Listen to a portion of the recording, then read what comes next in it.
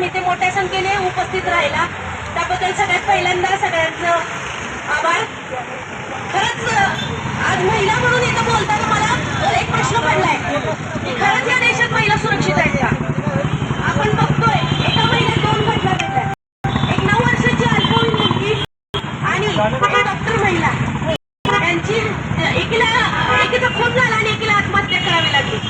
हाच तो देश आहे का? या देशात एका बहिणींना 1,500 रुपये देऊन सरकार म्हणतंय की आम्ही बहिणींवर उपकार करतोय। हाच तो देश आहे का? या देशात महिलांना आम्हाला सुरक्षित करण्याची वेळ आली आहे। मला या सरकारला, या प्रशासनाला आणि इथे उपस्थित सर्वांना हाच प्रश्न विचारायचा आहे की खरंच महिला जर या देशात सुरक्षित नसतील तर आपण काय केलं पाहिजे?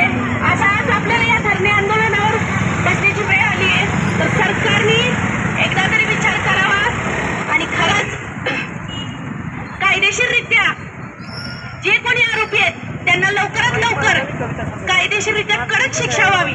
फक्त जन्मठेप किंवा असं नाही तर त्यांना भर चौकात आणून फाशी दिली पाहिजे हीच मी